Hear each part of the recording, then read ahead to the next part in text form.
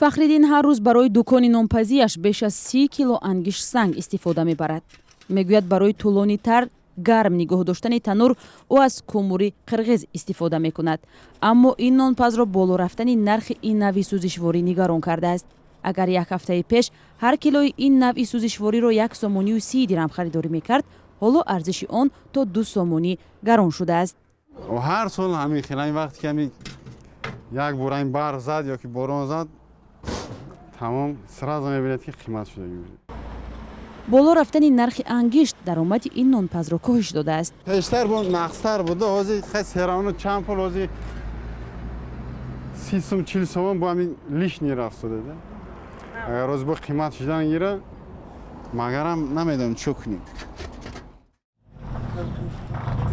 бо шурӯи сардиҳо дар тоҷикистон ва бештар шудани талабот ба ангишт, нархи ин навъи сӯзишворӣ на танҳо дар минтақаҳои дурдаст, балки дар маҳаллаҳои атрофи пойтахт ҳам гарон шудааст.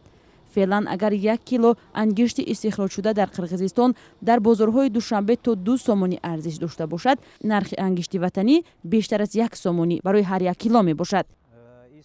эркин аҳмадалиев дар ҷамоати русияи ноҳияи рӯдакӣ машғули фурӯши ангишт санг аст ва мегӯяд кӯмури қирғизӣ муштарии бештар дорад. қимат не ки мисол ҷош қимат кунанд ба ё қимат мекунанд, агар не нархи худаш асосан ягиш аст.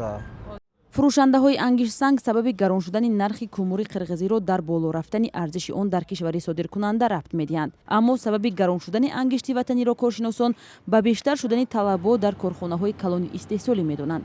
бар асоси омори расмӣ аз 1 миллиону 500 ҳазор тонна ангиште ки дар 9 моҳи имсол истихроҷ шудааст, беш аз 40% дар маркази барқу гармидиҳӣ Душанбеду сарф мешавад.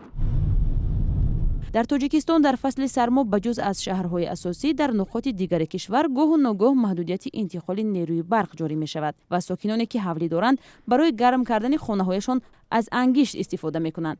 як баробар боло рафтани нархи ин навъи сӯзишворӣ дар тоҷикистон дар ҳолест ки дар кишвар 21 кони ангишт вуҷуд дорад ва захираҳои шиносоишуда дар он 3 миллиард тонн эълон шудааст.